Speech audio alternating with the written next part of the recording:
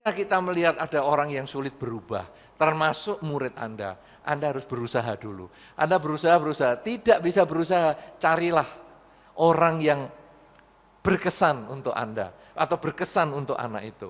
Tapi kalau sampai nggak bisa, cobalah Anda menjadi orang yang berkesan.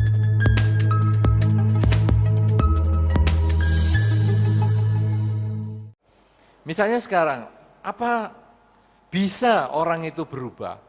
Pada dasarnya bisa. Karakter itu kan watak. Watak itu timbul dari kebiasaan yang bertahun-tahun. Kebiasaan yang bertahun-tahun itu muncul dari perilaku. Perilaku itu muncul dari keinginan. Jadi, memang kita harus bangkitkan keinginan dulu untuk melakukan sesuatu. Kalau dia bisa melakukan dan dia bisa diulang-ulang, baru bisa. Makanya pembentukan watak, selain kita memberikan contoh, sebetulnya kita mendukung atau memotivasi adanya pengulangan. Kalau perlu, kita memberikan semacam hadiah dan pengurangan fasilitas kalau tidak melakukan. Karena ini butuh untuk pembentukan karakter. Jadi misalnya, dia kelakuannya, misalnya saja anak itu suka buang barang misalnya. Kemudian kita waktu menasehati, pertama adalah dengan kita sendiri melakukan tidak buang barang. Karena kadang-kadang anak buang barang karena orang tua. Habis mandi, anduk, buang. Pulang kantor, sepatu, sak kanan di atas genting, sebelah kiri di rumah tetangga. Ya pasti anak ikut buang barang. Tapi kalau sekarang orang tua juga meletakkan barang di tempat yang tepat. Ya, anduk, letakkan tempat yang tepat. Pakaian kotor, ada keranjangnya. Sampah di mobil jangan dibuang di luar, tapi dibuang di dalam kotak sampah yang ada di mobil. Kalau kotak sampah di mobil tidak ada, kantongi dulu. Ya, itu pendidikan. Nah, kemudian nanti anak masih buang barang. Kita ngasih tahu dan memotivasi. Nak, jangan dibuang barangnya ya, Nak. Jangan dibuang. Wow, enggak mau nih mainan dibuang. Kita tetap memotivasi. Ya, bahkan selain pengulangan, motivasi itu dengan pengulangan-pengulangan, pembiasaan, kita juga memberikan hadiah atau pengurangan fasilitas. Sekali lagi kamu buang, kamu tidak saya ajak loh nanti malam ke mall. Jadi pengurangan fasilitas. Jadi bukan digebuki. Hari ini sudah tidak ada pendidikan kayak zaman saya kecil dulu. Kamu masih buang barang, hajar, gebuk, lempar bata. Kalau perlu anaknya sampai benjol, kan sudah tidak ada lagi hari ini ya. Nah, tapi sekarang kalau kamu buang barang, dikurangi fasilitasnya. Kamu buang barang, AC di kamar, saya matikan 1 jam. Wah ya keringetan, nggak apa-apa. Biarkan, kamu tahu itu resikonya kalau kamu buang barang. Nah, ini ada pujian, kalau dia nanti meletakkan barang di tempat yang tepat, wah bagus, pandai nak, dilus-lus, dirangkul, ya dikasih hadiah. Tapi kalau dia melakukan yang sebaliknya, kita kurangi. Nah, fasilitasnya. Dengan demikian dia bisa melakukan sekali. Begitu dia bisa melakukan sekali, kemudian kita kasih respon yang positif, dia bisa mengulang. Mengulang selama bertahun-tahun, akhirnya menjadi watak.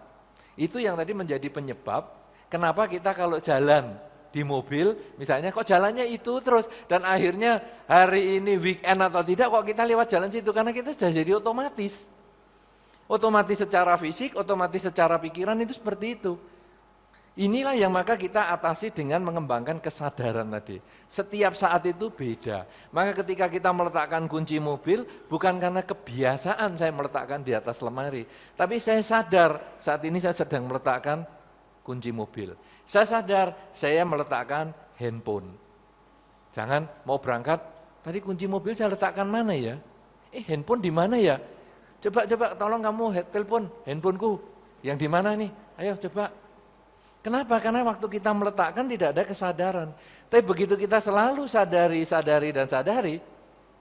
akhirnya itu menjadi kebiasaan. Demikian pula perilaku buruk, karakter yang buruk, kalau kita menjadi orang yang tepat, yang didengar, disegani oleh orang itu, kita menjadi agen perubahan untuk orang itu.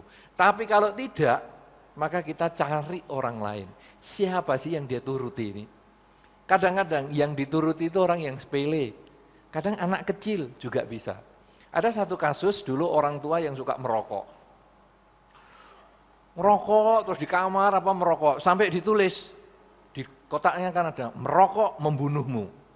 Kita sudah ingatkan, hati-hati loh merokok membunuhmu. Coba, dia menjawab, coba baca.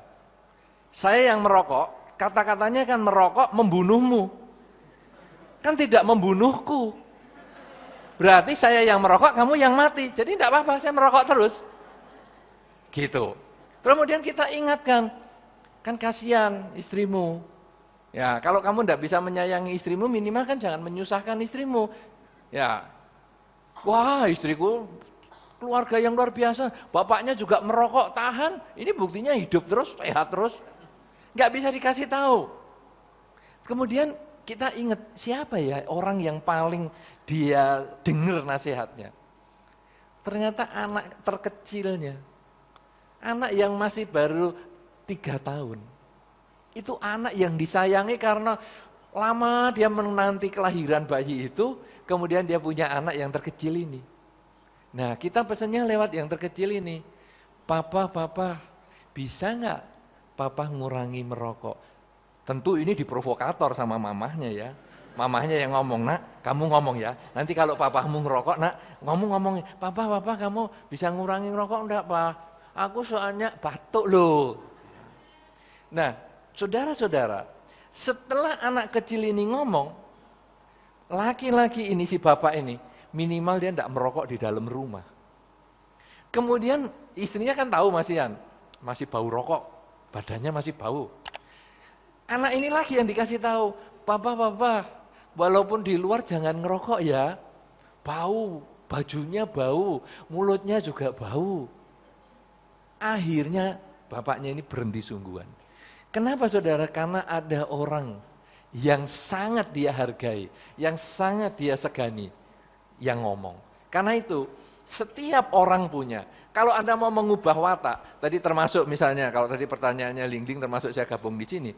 Anak yang nakal di kelas, atau orang yang mau kita ubah, kalau itu pertanyaan yang kedua. Itu sekarang kita cari siapa orang yang berkesan. Kalau tadi Pak Renal menyampaikan adalah adanya parenting, proses parenting. Ya, kadang-kadang memang umumnya adalah orang tua yang berpengaruh sekali kepada anak. Tapi kadang-kadang anak sekarang juga karena seperti yang tadi disampaikan, komunikasi dengan orang tua itu jarang sekali. Kadang anak itu malah benci sama orang tuanya. Kalau begitu siapa nih yang dituruti? Kalau sampai belum ada, memang tugas salah satu guru, walaupun jamnya pendek di kelas, cobalah menjadi sahabat, cobalah menjadi teman dengan anak itu. Teman atau sahabat seorang anak, ataupun pribadi siapapun juga, modalnya seperti tadi, siap menerima kejujuran. Jangan gampang marah. Kadang-kadang kita karena waktunya pendek, emosi kita juga makin tinggi. Waktunya pendek seperti sumbu yang pendek, gampang meledak. Ketika anak itu menceritakan sesuatu, kita tidak bisa mengatakan, sudah ya ini sudah bubar sekolah, kamu lain kali aja ya ngobrol sama saya. Kita tidak bisa jadi teman untuk anak itu. Mungkin kita harus mengorbankan waktu. Kalau tadi ceritanya Pak Renal tadi, pastor yang mendoakan pasien sampai meninggal. Itu memang membutuhkan waktu, karena ini kesabaran. Tapi itu membawa manfaat yang besar. Waktu kita itu tak akan ternilai dengan melihat hasilnya itu. Ya kalau Anda sebagai pendidik misalnya, kemudian Anda melihat anak yang dulunya orang mengatakan, aduh, tidak mungkin lah. Anak begini nih, tidak mungkin kamu bisa didik. Kemudian kita bisa membuat dia menjadi orang yang lebih baik. Membuat dia menjadi orang yang maju.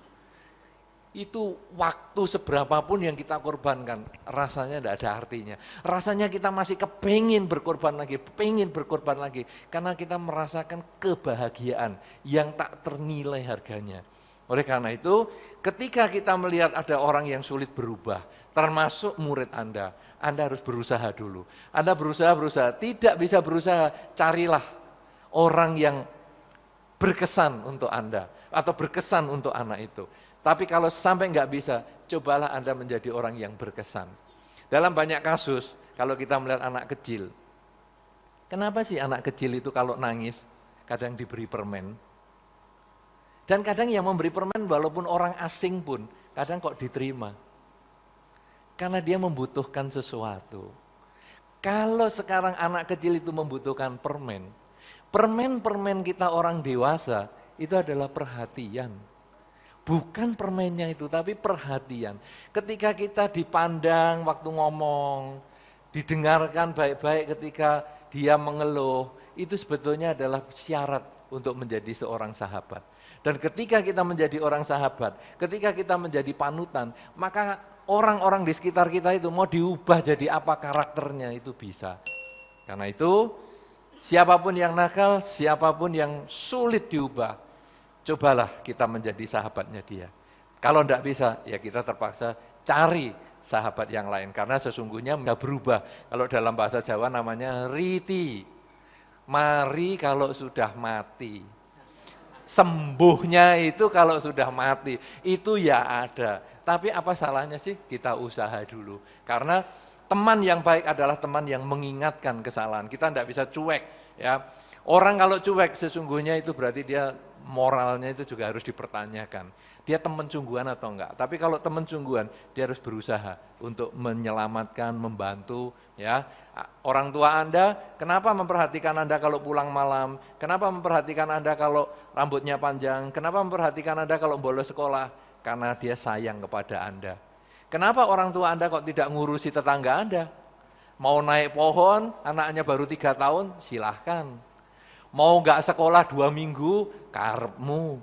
Kenapa? Karena dia nggak sayang. Tapi Anda adalah anak-anak yang disayangi, maka dia memperhatikan. Demikian pula teman kita, kalau kita sayang, perhatikan dia. Dia tersesat, dia salah, mari kita bantu dia, nasihati dia semaksimal mungkin.